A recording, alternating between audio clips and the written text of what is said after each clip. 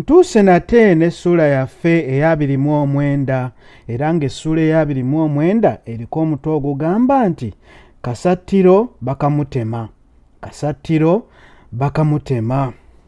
Kati aba ali mu nteeka za kudduka ku Kanyogoga nga ne Kasatiro ali mu ntegeka za kufumbiza muwala we. Ekidaala ekiva kuno nakuli kyazimbibwa ewa Kasatiro. Omwenge baayisa amaataana.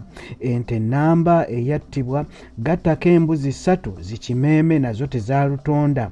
Enkoko nga nazo tobala. Abakubi b'ebivuga balagiriza balagirize ng'ab'oku kyalo tebasaana kuba ku mukolo guno. Ng'erinnya lye bwe liri nga leero asattira busattizi okulaba nti buli kimu kibeerawo mu budde. Ab'ebitiibwa aba buli ngeri bonna baali bamaze okufuna obubaka obubayita ku mukolo ogw'okulabirako abaali bagenda okuwasa muwala we. Ng'ebula lumu olunaku mulindwa lutuuke, Nvannungi yakeera bukeezi n'asaba okwogeramu ne ssengaawe. Baba bakyayogera, ssengaawe n'azikubamu ne zaako omuliro nga bw'agamba nti, "Mwana wange onzise." Kasatiro n'atandikira wa okumugamba nti oli lubuto ng'enkya kwanjula. Ssenga yatuuyanirawo era yanoonya eky'okukola nga takiraba. Yaleeta ekirowoozo eky'okuluggyamu nga kitaawe tannategeera. Nvannungi n'amuddamu nti, "Okuggyako nga bamaze kunzita ne baluggyamu naye sisobola kutta mwana wange nakati." Ssengaawe yalaba bimuyitiriddeko kwe kumugamba bagende ewa kitaawe. N'embooge teyabuguma nga bali mu ddiro lya Kasatiro bateredde. Kasatiro yenna ng'aswakidde yabuuza ekimuyisizza mu kaseera ako ng'ali mu mirimu. Mwannyina yafukamira n'amugamba nti, "Baaba, ebintu binnyononeseeko anti muwala waffe ali lubuto."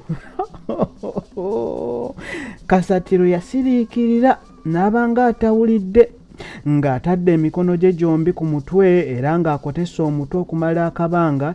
Yagusitula n'asimba muwala we amaaso eyali mu maziga era ng'alabika atidde. Bwe yagamuggyako n'agasimba mwannyina oluvannyuma n'atuula ku ttaka nga bw'agamba nti, "Nvannungi senga tobadde muwala wange nga nze nkwezaalira obwo obubadde bukomye." Nvannungi we yamugambira nti, "Taata, nsonyiwa, sirina kyakukola era saamanya nti biriba bwe biti." Kasatiro yabwatuka n'abali ebweru ne bajja balabe ekyali kiguddewo wabula n'abagoberawo mangu. Yabuuza muwala we nti, "Ani yakufunyisa olubuto?" Muwala we n'amuddamu ddoboozi erikakkamu nti, "Kati." Amangu ago Kasatiro n'amugamba nti, "Oba oyagala obulamu sirika, saagala kuwulira kintu kyonna kiva mu kamwako okuva kati."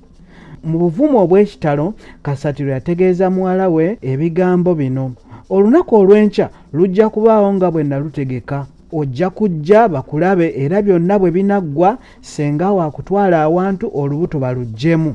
Era nga wayiseewo akaseera ng'omaze okusuuka ebintu bigende mu maaso nga bwe byategekebwa." Nvannungi yali ayagala okumutegeeza nti olubuto tajja kuluggyamu. Ssengaawe kwe kumukomako nga wamugamba nti, "Kitaawe yakugaanye dda okumuddamu bw'oba oyagala obulamu." Omuwala yawuliriza n'abimma amazzi era Kasatiro n'abakuutira obutanyega muntu yenna nti Nvannungi yalina ettu. Olwamala ebyo n'abalagira bamuve mu maaso.